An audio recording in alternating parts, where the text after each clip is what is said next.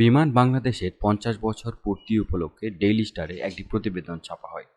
সেই প্রতিবেদনের একটি গুরুত্বপূর্ণ অংশ সেটা হলো বিমানের ঋণ।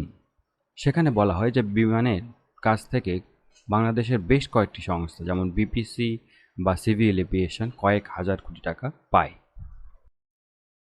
মুদ্রার অপর পিঠে রয়েছে আরেকটি সংবাদ, যেখানে বিমান ম্যানেজমেন্ট সাংবাদিকদের ডেকে ঘটা করে বলেছে যে তারা ১০ বছরে বিমানের বহর সংখ্যা ৪৫ করতে চায়, যা দ্বিগুণের চাইতেও বেশি। সেই প্রতিবেদন অনুসারে ২০২৩ সালের মধ্যে বিমানের বহর সংখ্যা হবে ২৬, তার মানে উড়োজাহাজ সংগ্রহ করতে হবে মোট ৫টি। ব্যাপারটাকে অবাস্তব এই জন্য বলছি কারণ এই ধরনের কোনো প্রক্রিয়া বিমান এখনও শুরুই করে নাই, কারণ উড়োজাহাজ সংগ্রহের একটা প্রক্রিয়া আছে যা সময় সাপেক্ষ। বিমানের ফ্লিট মূলত ৪টি ধরনের এয়ারক্রাফট দ্বারা পরিচালিত: বোয়িং 777-300ER, 787, 737 এবং Q400, এই ৪টি। এইসবের মধ্যে বিমানের তরফ থেকে বলা হয়েছে বোয়িং 737-800 এর বদলে বোয়িং 737 ম্যাক্স এবং পুরাতন দুটি Q400 এর বদলে নতুন ব্র্যান্ড নিউ দুটি Q400।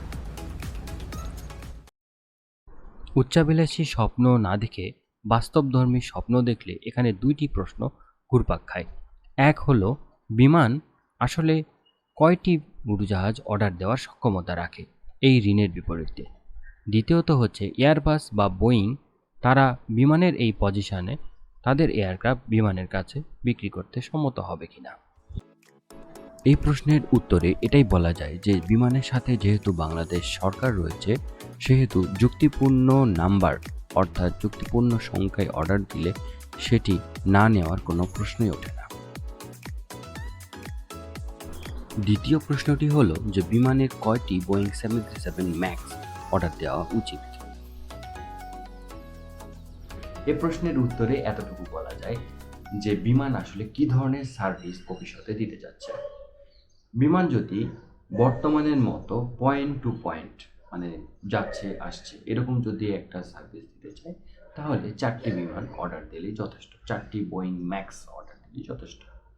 কিন্তু বিমান যদি তার স্ট্র্যাটেজিকটাকে চেঞ্জ করতে চায় এবং ডাইনামিক করতে চায়, বিশ্বের অন্যান্য এয়ারলাইন্সগুলোর সাথে অ্যালায়েন্স করে সার্ভিসগুলো দিতে চায় এবং মিডল ইস্টার্ন যে এয়ারলাইন্সগুলো বাংলাদেশে সার্ভিস দিচ্ছে তাদের যেই যাত্রীগুলো আছে সেই যাত্রীগুলোকে নিজের দিকে আনতে চায়, তাহলে অবশ্যই বিমানের 12টি ম্যাক্স অর্ডার দেওয়া উচিত।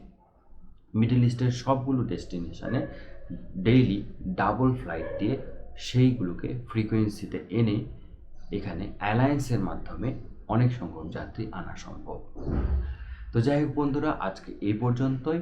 আপনারা যদি এই ব্যাপারে আরও বিস্তারিত জানতে চান আমার কাছে লিখতে পারেন, আমি অ্যান্সার দেওয়ার চেষ্টা করব। আল্লাহ হাফেজ এবং ঈদ মুবারক।